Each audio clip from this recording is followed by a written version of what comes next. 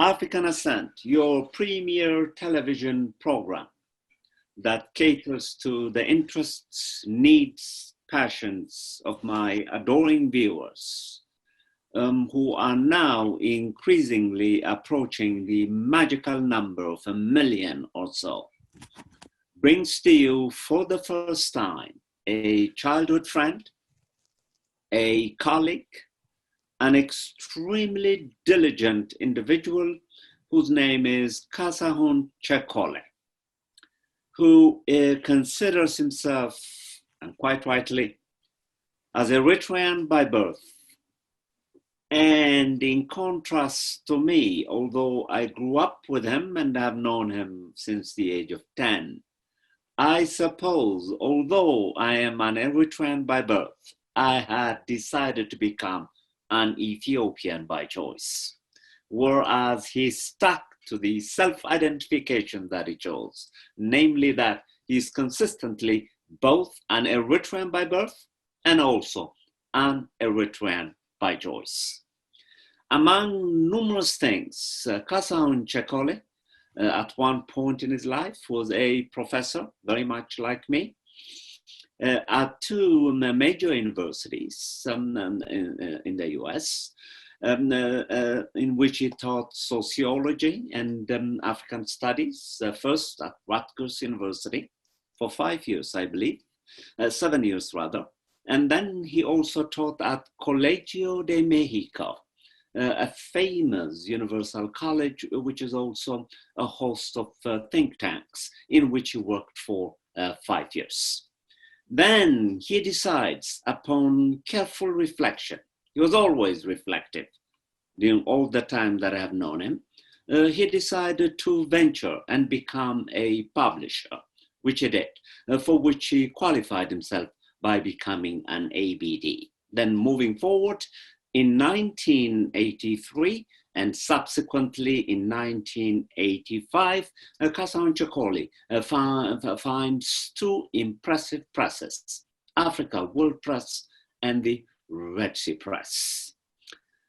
These premier publishing houses can proudly attest to the fact that to this date, he has published about 3,000 editions.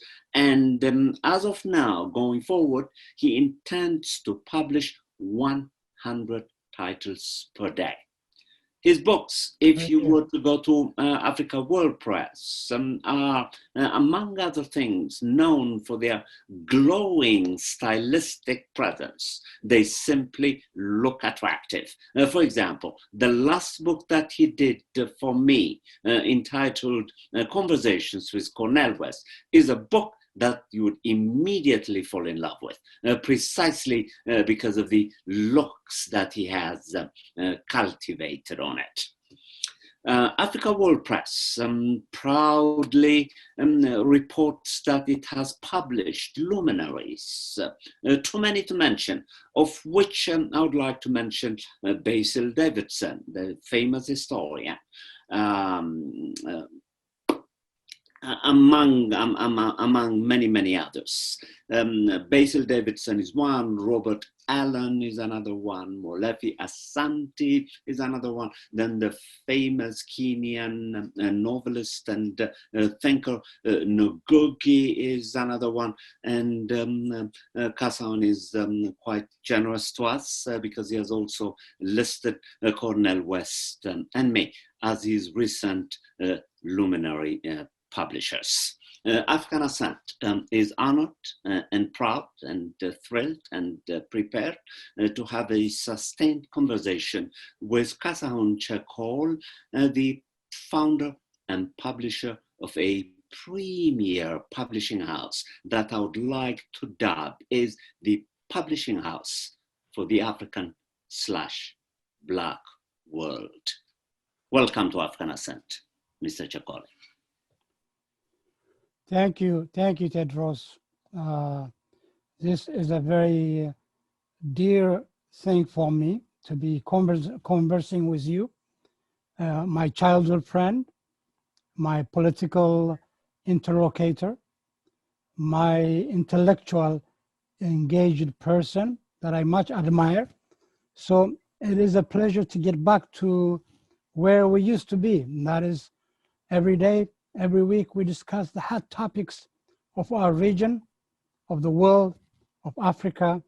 And thanks for having me. It's my honor. As I humor you always, calling you is like visiting with a church for me.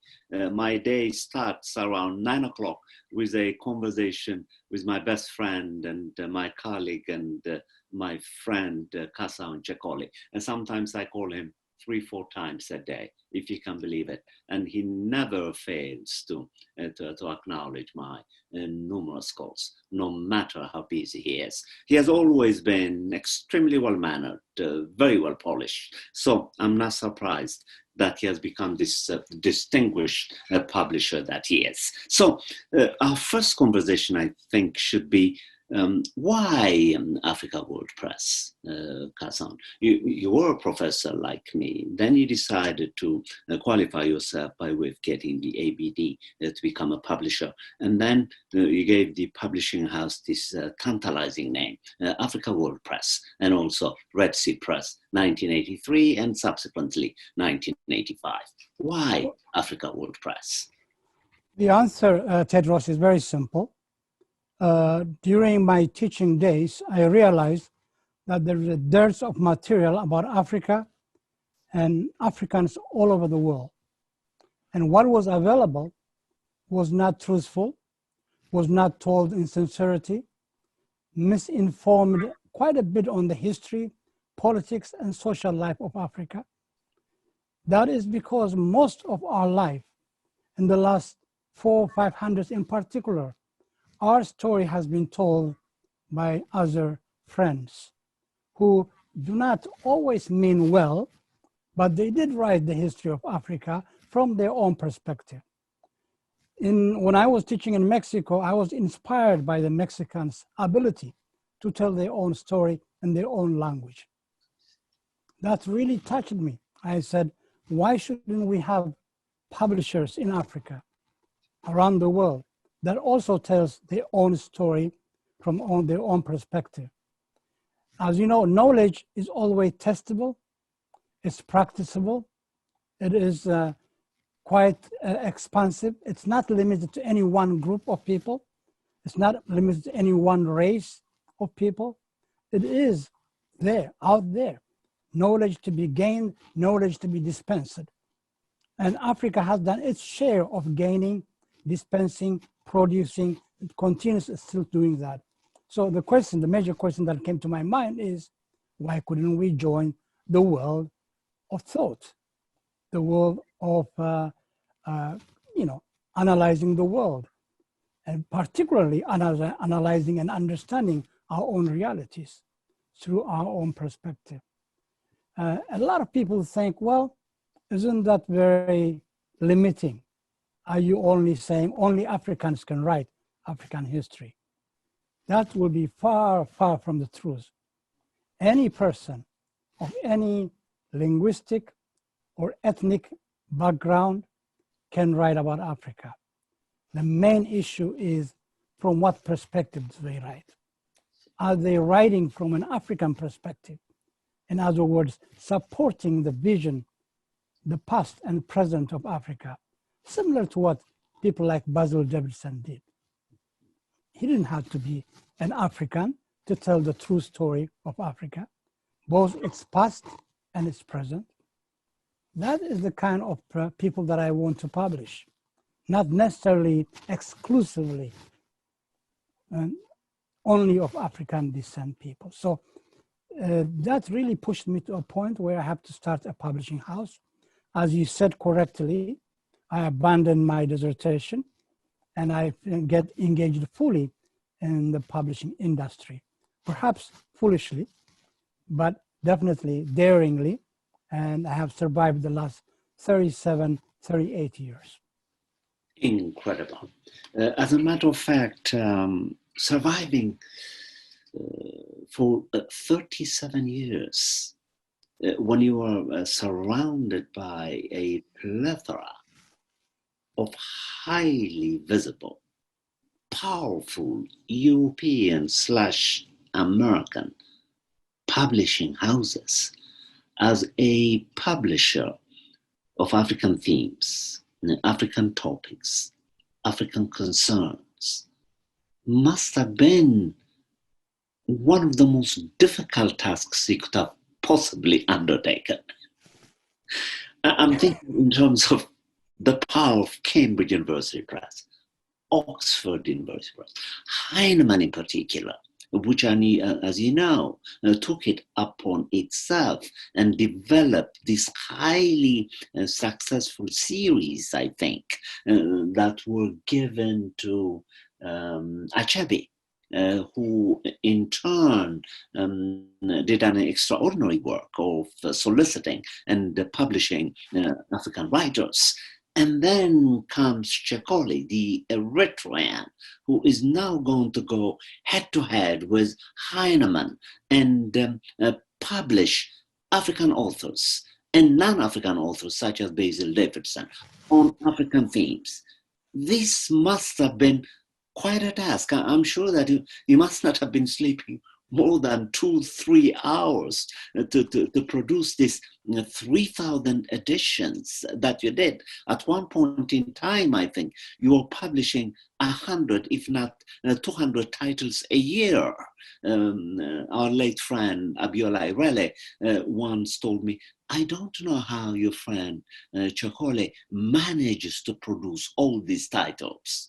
And I remember your press at one point had quite a number of full-time editors, part-time editors, and the building in which it's housed in New Jersey is also quite impressive. And you built this from scratch, Kassahun.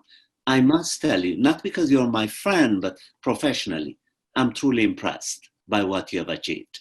But I would like to know more about how you did it. Thank you, Tedros. It has not been easy. Let me just say a couple of things. Publishing as an industry is a very difficult industry. Those who succeed in publishing are either wildly crazy or wildly funded by good sources. Most publishers are gentlemen or gentlewomen publishers. In other words, the source of their income is not the publishing. The source of their pleasure and the source of their intellectual engagement is publishing. But the source of their income is often gotten from family sources, from endowments, from other sources. So for me, a small guy from Eritrea was not a penny to my name to start this, maybe on the earlier notion that most of my friends said you can't quit teaching when you have children and family to take care of. But I thought the mission was more important, but the vision was also very important. I should tell you that Africa World Press, I envisioned it as a university press. Essentially, as a university press without a university. Because there was no African university that was prepared to take us as a university press. So I had to prove them wrong in many ways.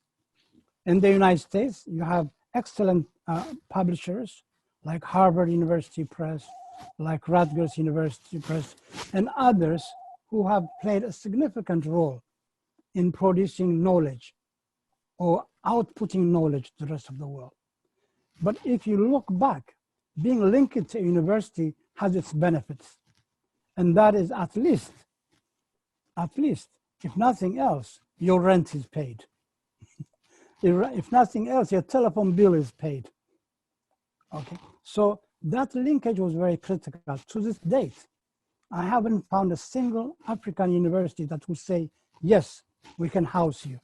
Yes, we can fund you. Yes, we can give you an editorial board. All of that I had to do on my own. So it is not easy. Let me also add one more point that is important because I don't want to be egocentric. Before me and during my publishing period, there are hundreds of other African publishers in existence within Africa itself and in the United States. Black publishers survived here. Third World Press, Black Classic Press, and I couldn't go on and on.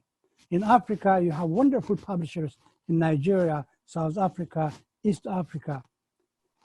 However, their trials and tribulations are even more difficult, more expensive than mine because of the economy, because of the lack of distribution, because of the lack of a buying market, because of the lack of a system that allows for books to move from place to place. The blessings here is that I can now mail a book to a customer and it will reach her or him within 2-3 days, at the most within a week's time. In Africa, that kind of logistics does not exist. So I give honor to all the publishers who had come before me and can continue during this period as well. They've done an incredible amount of work under most difficult circumstances. That's a mouthful. So now, what I would like to do is, at the expense of talking too much, which I don't like to do, that's not good interviewing. What I would like to do is to give you an opportunity, because you're the one who knows your work intimately. I could read about it. I could talk to you about what you do, but that's not equivalent to the intimate internal knowledge that you have of the issues that affect you as a publisher. I would like you to take your time and choose issues and themes that you'd like your viewers to be aware of when they think of Africa World Press, and also when they decide to publish with you. So what are some of the issues and themes that you think we should discuss today? I'm glad you asked that. One of the most difficult issues is the perception that Africans cannot become producers of knowledge, and that anything that we do is suspect in the general world, Western world. To this date, there are people who challenge our ability to produce knowledge.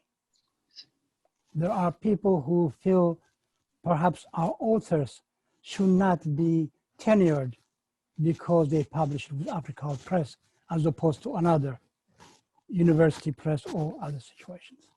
So this credibility base is essentially challenged daily, and we had to face it strongly, armed with data and statistics.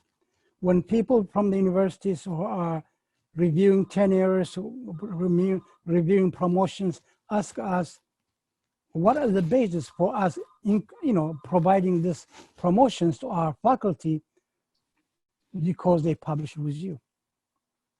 And of course, we give them a short but sweet answer.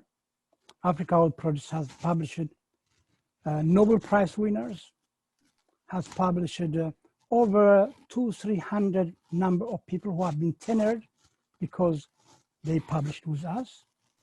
We follow the standard processes of publishing.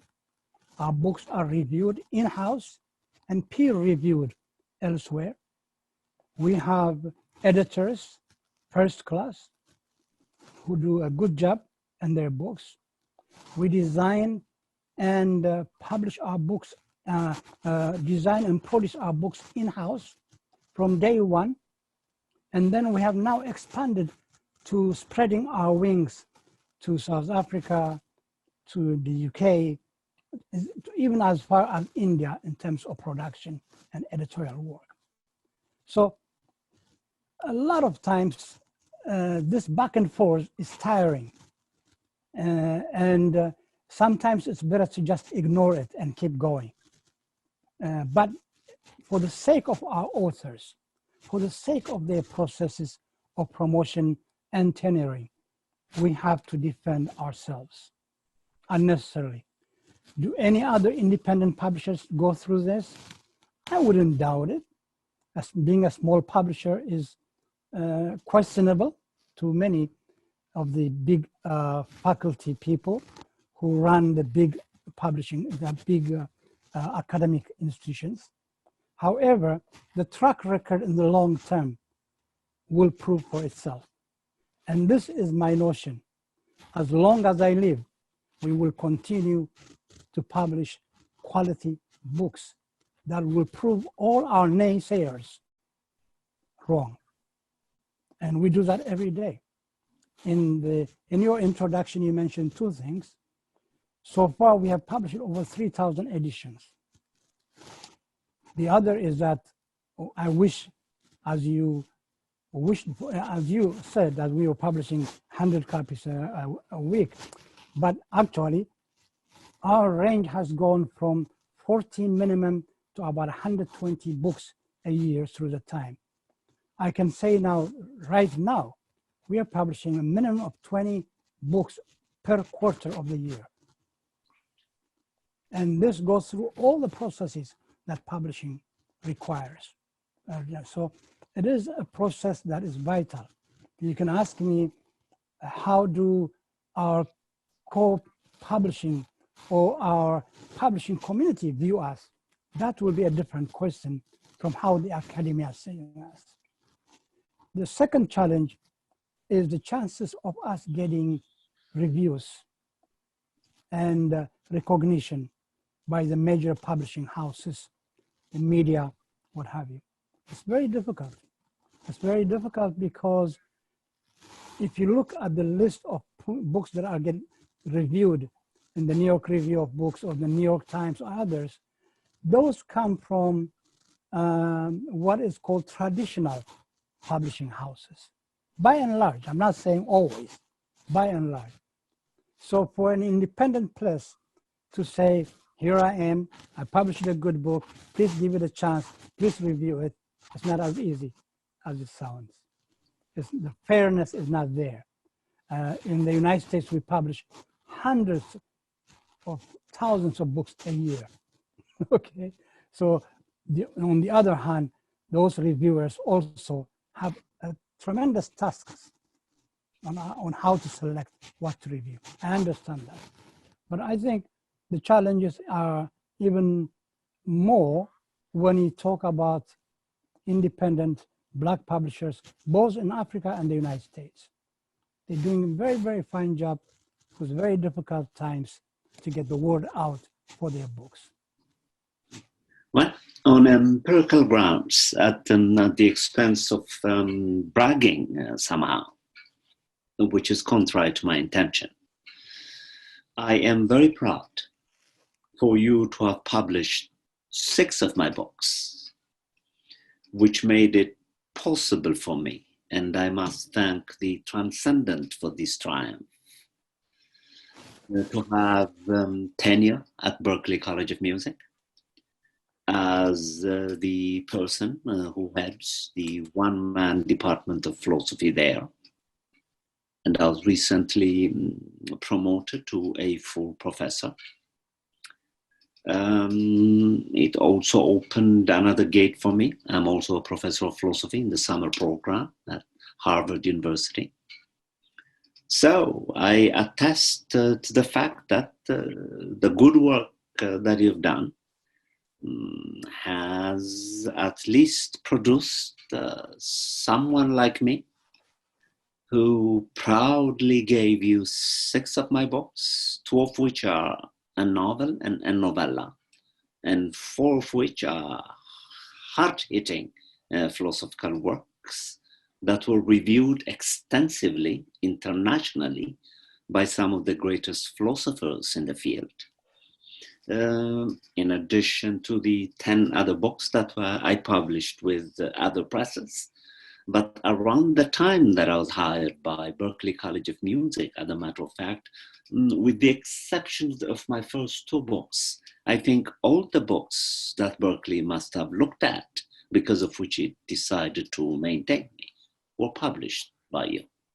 This is also true of our mutual friend, Fionn Gogi, one of the greatest African writers, whom he published It's also true of the work of Molefe Asante, a scholar of considerable power. It is true of the great historian Basil Davidson. It is true of Bowles Davis. It's true of Robert Allen. It's true of Lovejoy. The list is quite long, and I know some of these Africans who managed to go as far as they went precisely because of the books that he published for them, including Ama, the great playwright, writer in Africa, the feminist from Ghana, was also published by you. I don't know whether Soyinka published anything by you. I'm sure he wouldn't have hesitated if he had anything to give. I'm sure the great Biola Irele also wanted to publish with you, the Dion of Francophone literature. And of course, you have published the works of BJ, who taught at Harvard for over 15 years, a major African thinker, African writer. So at the expense of you becoming humble, because you always are, let me blow your horn and celebrate you, celebrate the work that you've done with mild manners, with commitment, with integrity, and a characteristic humility that you always had ever since I've known you. Now, additionally now, what I want us to... May I say one word though? Yes, please. I don't want to interrupt you, but you mentioned very important things in your presentation, and that is the ability to attract good authors, the ability to attract prominent authors, the ability to attract not only disabled and capable people, but also to attract their support. So I wouldn't be what I am today if it was not for someone like Sonia Sanchez, the premier poet of this country. If it was not for Ngugi wa Thiong'o, it was not for someone like Paul Lovejoy, if it was not for someone like Toyin Falola, who, personally made sure that I stayed in business. Okay. If it was not, I can go on and on. So our authors essentially became partners in the publishing house without garnering a penny, by simply saying, go ahead, what you're doing is right. Here's my book, publish it. Okay, here is another author that you should publish.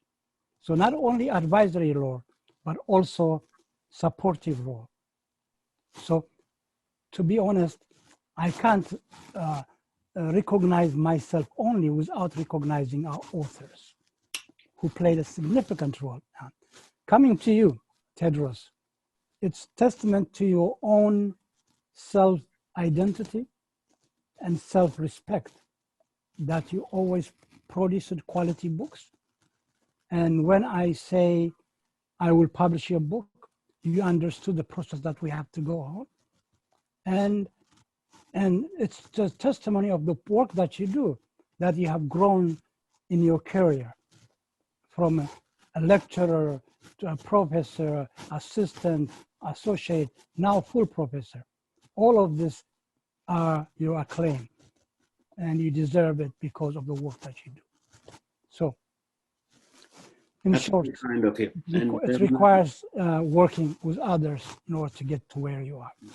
And additionally, too, let me take this opportunity to thank you from the depth of my heart. One of my books, the book on the Rayakob, is a book that he published, which now scholars and others tell me is becoming a foundational book for the African world and for the world of philosophy. So small book that you published. Mm-hmm. Were it not for the fact that you published that book, Zara Yacob would not have been known. Now, Zara Yacob has become part of the curricula at Harvard University, precisely because someone believed in me. Because I was developing and arguing for a revolutionary thesis about what the human heart does, which everybody who heard it for the first time thought it was either foolish or crazy. That did not deter you from taking my thesis seriously. And together, we have produced a book that is participating in a philosophical paradigm shift about the relationship between the brain and the human heart. Kudos to you.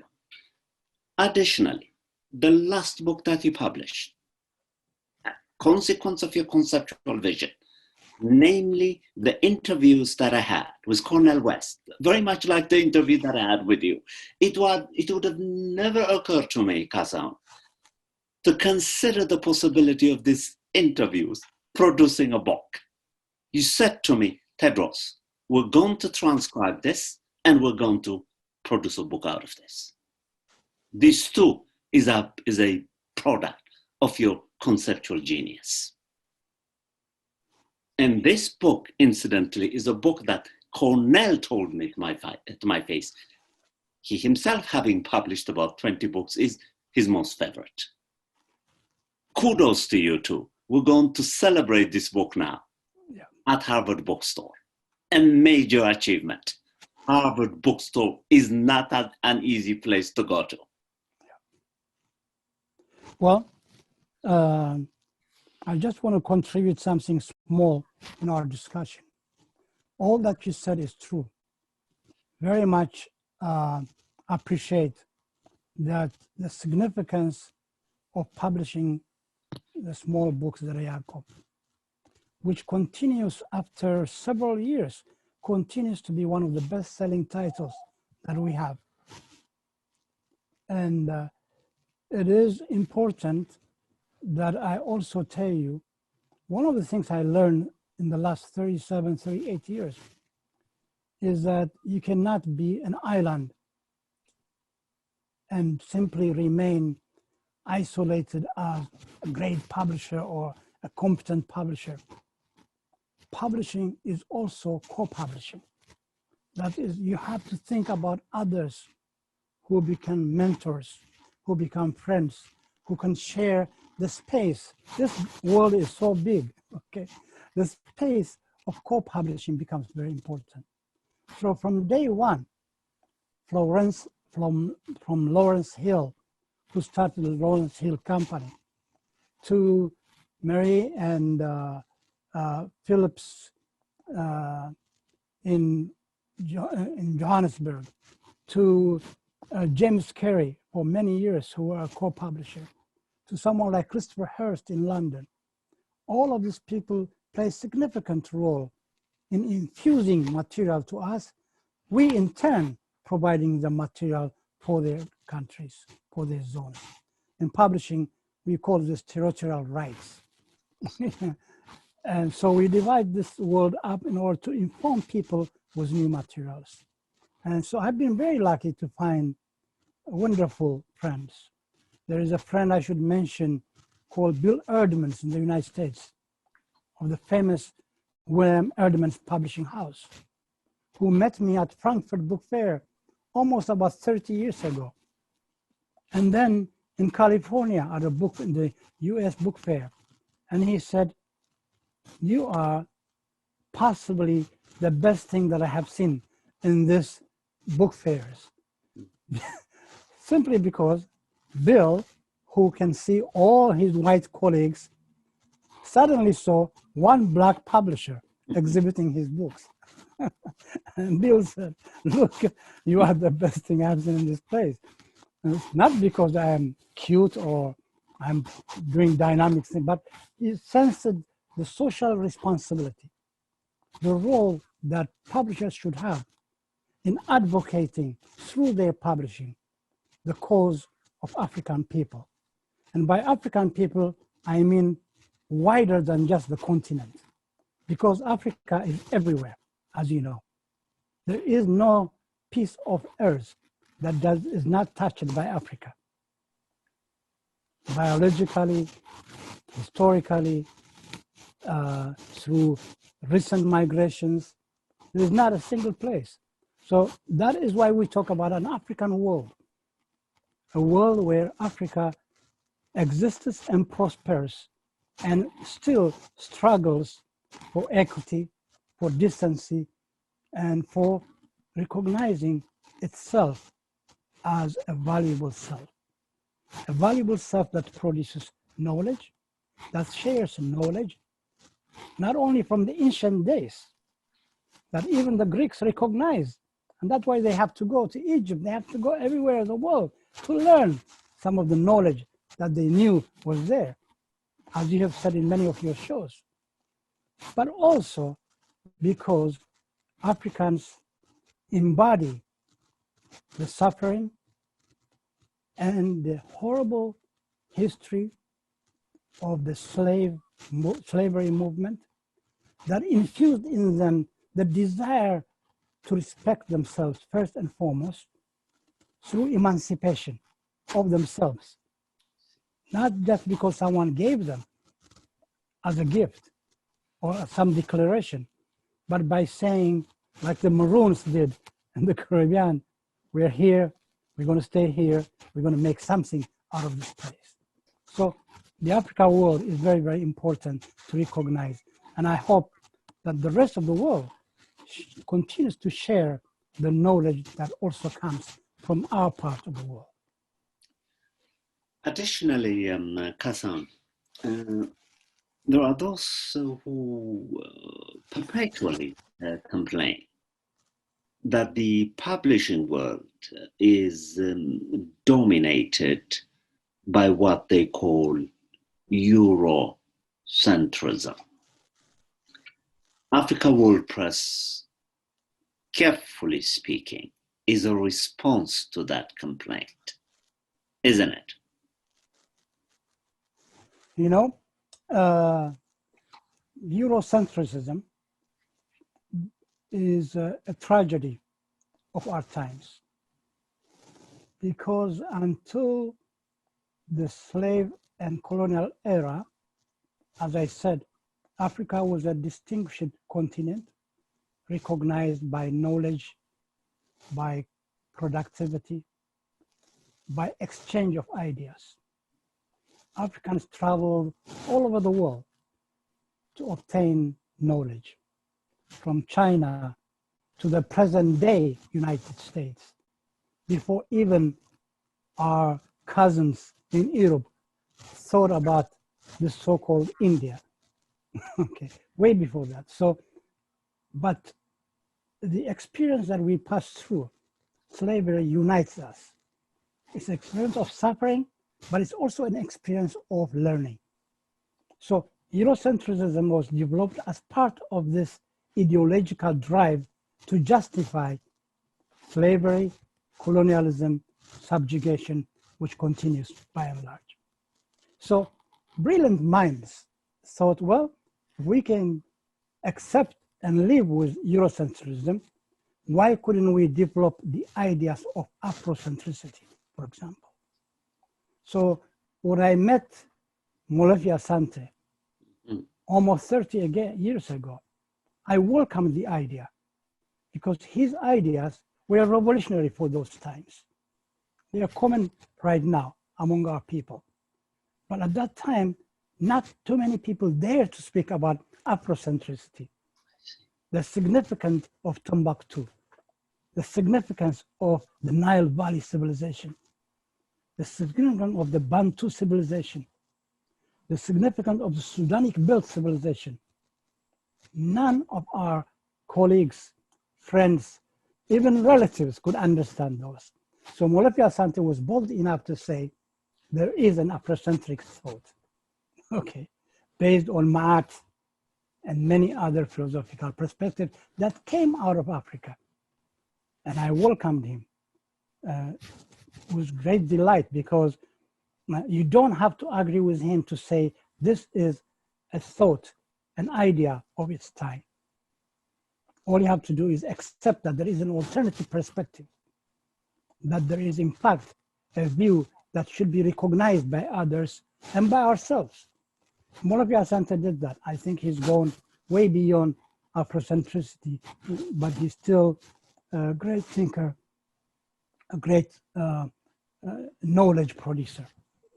So I think it is important to recognize that Eurocentrism and Afrocentrism were the battleground for knowledge, battleground for identity, battleground for recognition of being that still exists with us. But the Eurocentric thought has done quite a bit of damage to us, from all the big philosophers, from Hegel to others, who concentrated on the idea of writing as history maker, but did not recognize that Africa invented writing, that Africa was writing way beyond. So the issue of letters, the issue of print on demand that we call it today, was there beyond the period of time that Europeans brag about. Luckily, we have now reached a knowledge base, both among Black and white scholars, that Africa indeed is a center for this development that we talk about today.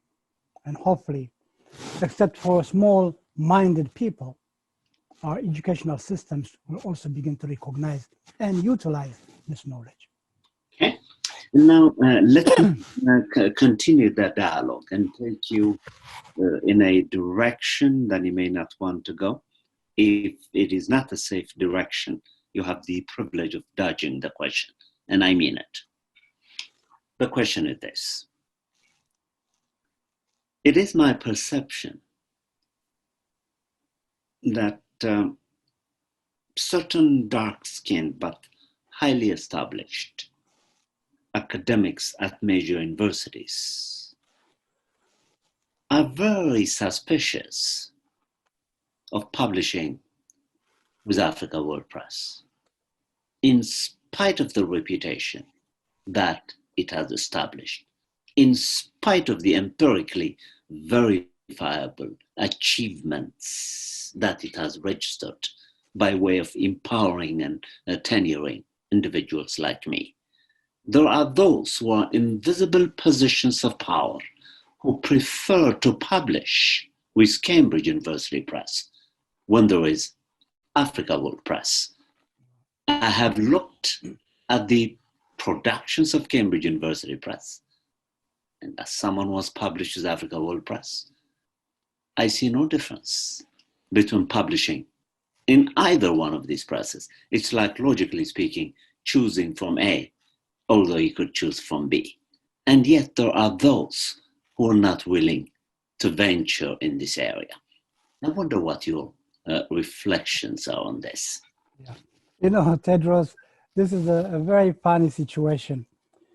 First of all, I believe that scholars should publish wherever they can, because I am not, or Africa World Press is not capable of publishing everyone who comes to us, financially and otherwise, technically, all of those things. So those legitimate presses like Oxford, you mentioned, Cambridge, they're distinguished presses. They have a long history. They've done tremendous amount of work. So I don't bemoan them for an African to go and publish with them. However, some of the reasoning for going to other publishers is exactly what you mentioned. The suspicion, the fear that we may not be able to get tenure if we publish with Africa Press, particularly the first book. And many friends of mine do come and tell me their fears. And I tell them, please go ahead and publish elsewhere. We have a long life. You know, you can come back at any time that you want to. I have more stuff to do than I can handle, for that matter, okay? So that's not an issue for me. The issue is, why is this independence challenged by others? That is what challenged because an African dared to have a publishing house. Precisely. Okay, it's challenged because an African people have their own presses, whether here or in Africa.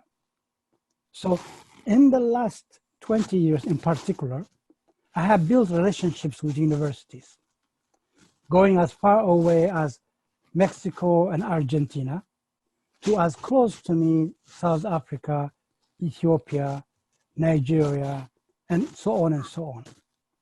It's a co-publishing idea that I mentioned before. At this time, we work with 12 South African universities. Okay, we have relationships with them. We become their base for publishing their books to the Western world.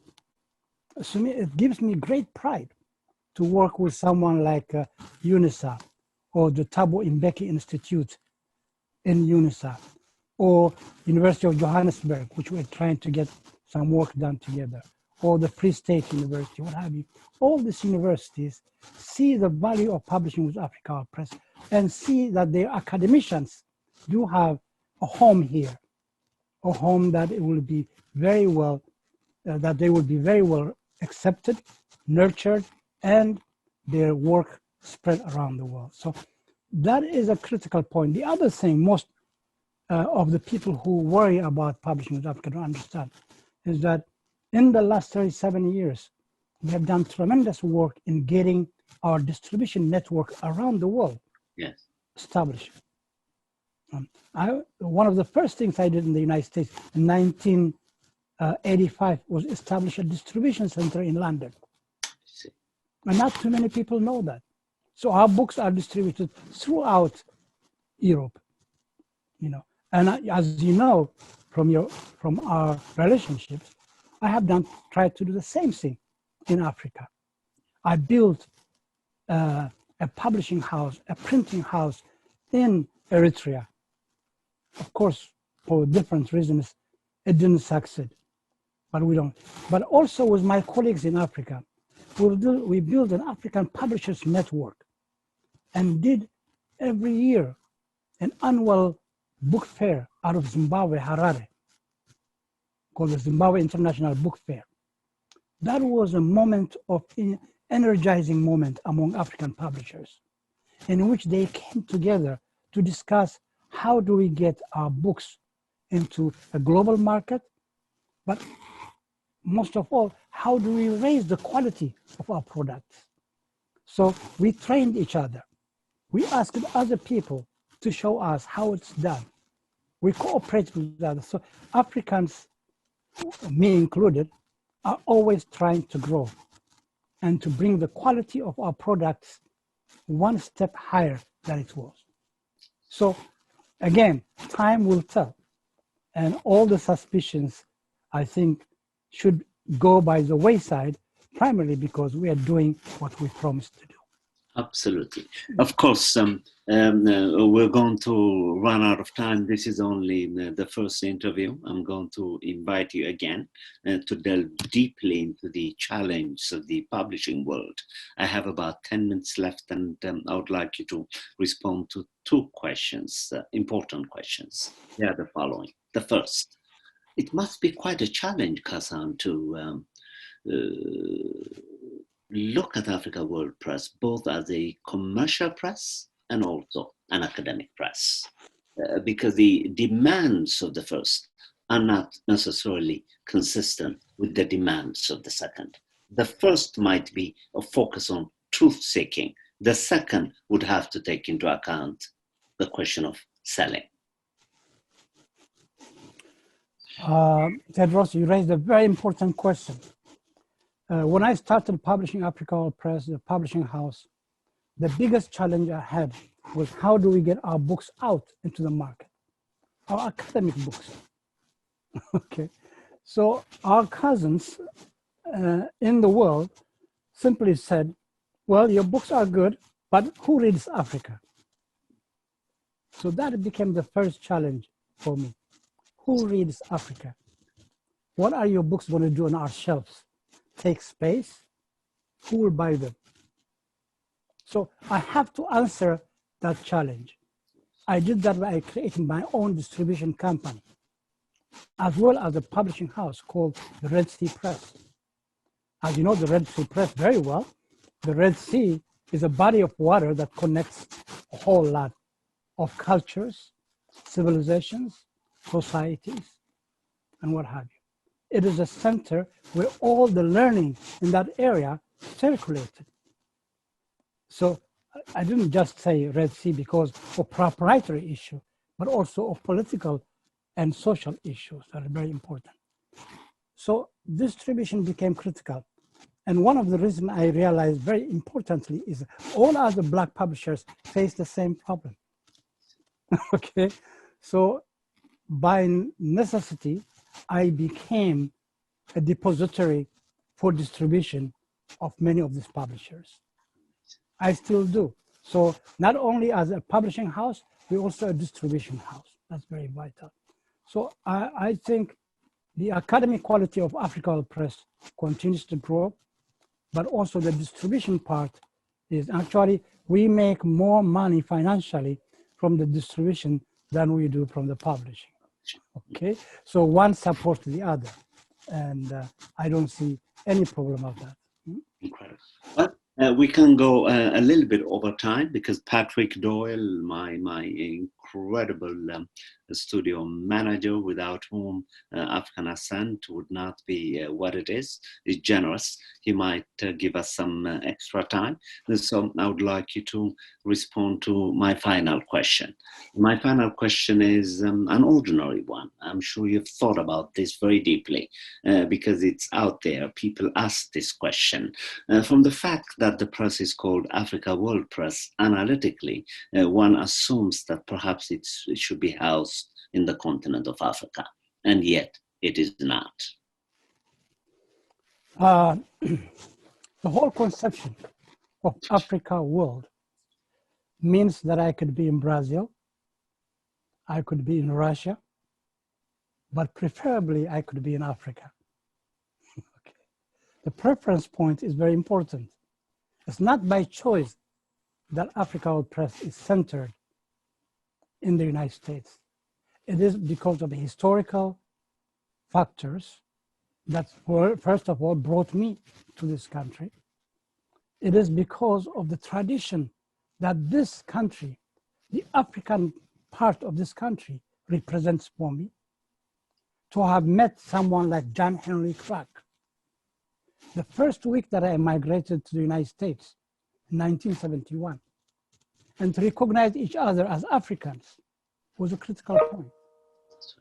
To have learned about Du Bois' contribution or Carter G. Woodson's contribution to writing, to publishing, creating the love of my life, the first sociological contribution to American studies through his The Philadelphia Negro. Du Bois defined what sociology is. Okay, of course he was not recognized. There's a friend of mine who just passed away. His name is Maselela, Ntongola Maselela. He was a very fine scholar in California at one of the sister press colleges. And he produced an incredible amount of books for us on the history of the liberation struggle in South Africa, but also on the connection between South African liberation struggle and the movement for emancipation in the United States. We published 6 of his books, and we have a whole lot more to go. And one of the things that he recognized, his best friend was a person called Dr. Sigrist out of Johns Hopkins University. Sigrist was the first medical doctor to refuse to give a keynote speaker to the American Medical Association because it was a segregated association. Remember, he's a European. And he said, I will not give a keynote speech here because you do not represent the body of America that should be here. There are no Black doctors as members of the American Medical Association. Okay. Instead, he went to the African American Medical Association or the Negro Medical Association to give his keynote speech. So we have people like that who are conscious, who are aware, who want to change the world by their actions. Okay. Ntongola spoke about cigarettes. He wrote a book about cigarettes. That's very important. Ntongola was a student of Fanon. He was one of the first people to establish, along with his colleagues, the Franz Fanon Center for Clinical Psychology in California, in Los Angeles. So I think what happens is that we have to accept the fact that people are diverse, color, race, and all those sociological issues are there. But the most important is that we have to try to change the world by presenting ideas that is amenable to all of us. Incredible. Well, what I'm planning to do with this, Kassahun, I'm going to invite you again. I know you're extremely busy. The interview has hardly begun. We are going to cover more themes and issues in the second interview. And may I humbly ask you to consider, after we do the second interview, that the publisher publishes a book to be entitled Conversations with Kassahun Checole, to be published by Africa World Press. You've done it, Tedros. I thank you for the invitation. I consider it a great honor to be part of this wonderful program that you have created, that you bring in intellectuals and ordinary people to talk about issues. That is the main thing. You open your space to all kinds of people. And that is also critical, very important. Finally, Tedros, while thanking you, I also want to take this opportunity to thank all the authors who have worked with us through the years and continue to work with us, particularly those people that I mentioned to you, who mentored me, who supported me, who encouraged me, who said, it can be done. Don't give up. I thank you very much. It is my great honor, something that I should have done a long time ago. And I am to be blamed for not doing this, because African Ascent has been in operation for 15 years. And yet I did not bring Kassahun Checole to be one of its stars. Today I did. And I'm so proud, so grateful, and so thankful. And I want to thank you publicly for publishing 6 of my books. I would not have made it to the space in which I am now were it not for your now you're being kind and your encouragement. Thank you. Thank you. This has been your host, Kyodros Kiros, for African Ascent.